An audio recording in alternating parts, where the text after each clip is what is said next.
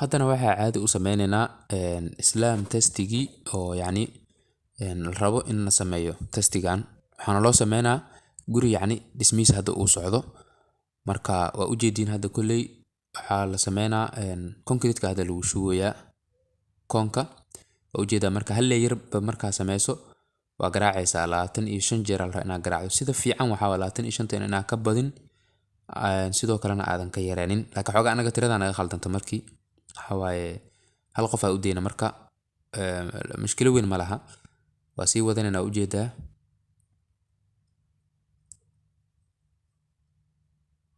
layeriska hadda yani lagu shuba waa kaa. sidoo kale 25 kale ayaa laga rabaa inaa mar kale ku celiso. yacni wuxuu kaa caawinaa marka garaacitaan waxay kaa caawinee in yacni concrete-ka meesha aa ku shubtay yacni koonka gudihiisa uu ku faafo macnaha oo dhinacyadoo dhan macnaha uu wada gaaro. marka waa ujeedaa markii saddexaad yacni geedaas maqroofta oo kale 3 jeer haddaa ku shubtoo kale xataa okay waaye. okay 25 kale 25 kale garaace. okay waa markii waa tii ugu dambeysa waaye.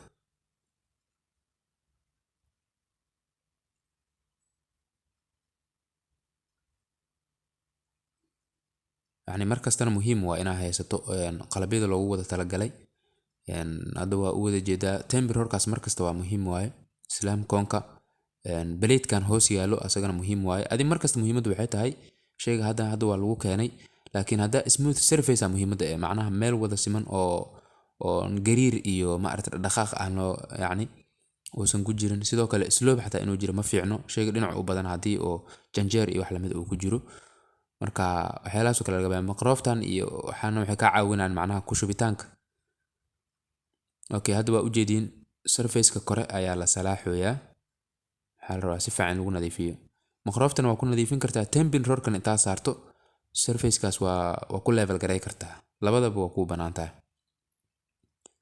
kadib waxaa la rabaa inaa waxyaalahan kale oo maaragtay maadaama hadda aan rabno inaa yani testiga meeshiisa macnaha stageka ugu dambeeyaan ku jirnaa bahasha in laga bixiyo u baahan tahay. marka geesahaas kale la rabaa inay wax kaasoo raacaan ama geesaha wax tuurin yihiin lama rabo. waa iska nadiifinaya dhinacyada koonka.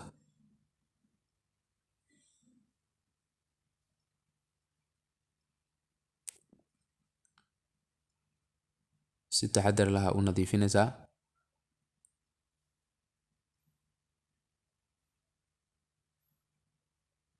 ujeeda hadda waa xoogaa waa la nadiifiyay sidoo hore waa ka roon tahay.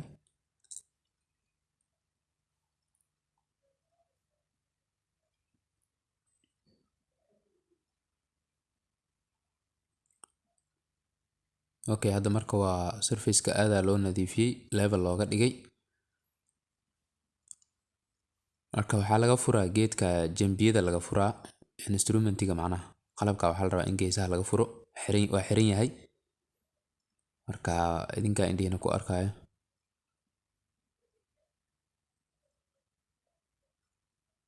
waa ujeedin hadda geesaha la furaa.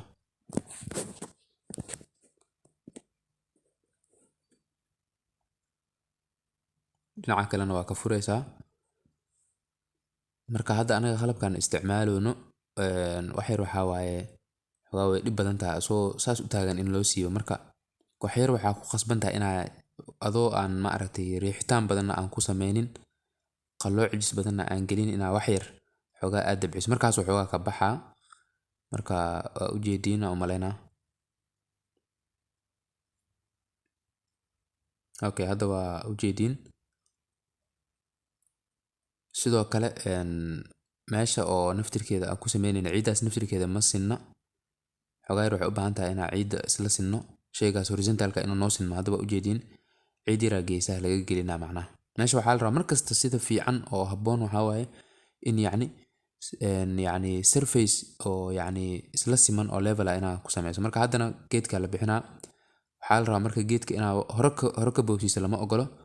Tartiibtaada waa inay seconds ay qaadataa macnaha ugu yaraan. Yani si inaa qalqaloocis badan ama rotation badan ku sameyso lama ogola. Hal mar inaa yani daftana looma baahna. Marka waa ujeediin hadda nooca uu yahana waa sheegi kartiin maadaama hore usoo aragnay. Waa true slam test waaye. Laba qaab waa u cabiri kartaa measurementiga. Handle-ka shayga la hadda oo taagan, birtaas taagan, haddaa dhahdo cabir ka qaadana, waxaa ku qasban tahay birtaas way ka dheertaa haad ahaan, koonka way ka dheertaa. Marka 1 senti camal u dhexeeya labadooda. Halkaas senti waa inaad iska reebtaa wixii hadhow ka soo baxo resultigaaga. Ama waxaa samayn kartaa adoo wax jaritaan iyo waxaas dhan gelin, koonka inaa isku meel istaajiso, isku surface inaa istaajiso oo koonka meeshiisa kor aa saarto, mitirka aa soo qabsato aa cabirato. Kulli cabirka waa taqaanaa meesha aa ka qaadanaysid. Surface-ka hoose ee birta iyo inta u dhaxaysa waaye surface-ka kore ee yani spaceman-ka aad tastiga ku sameynayno. Marka anaga keeskeena waxaa noo soo baxday 9 centimeter oo u dhigmato 90 millimeter. Marka ranjigii u fiirino oo ranjigeenina aan u fiirino waa la qaadan karaa. Waa qiimo la qaadan karo oo aan isticmaali karna waaye. Kadib markii oo yani testigaas aan soo sameyno waa ujeediin hadda goobta dhismaha waa halkan. Waa soo fasixi kartaa markaas. Concrete-kaas waa la isticmaali karaa. Waa aadun u fiican yahay. Workability-giisa aad u fiican tahay. Waana la shubaa sida ujeediin shaqaalaha ku jira meeshaan. Marka waxaan u maleynaa inaad si fiican uga faa'iideysateen. Isku soo duub waxaa la rabay in xoogaa fahamkiina uu soo dhawaado. Haddaa ka faa'iideysateen insha Allah asxaabtiina kale yani ayagana gaarsiiya. Aad u mahadsantihiin la socodkiina waa idinkaga mahad celinaa.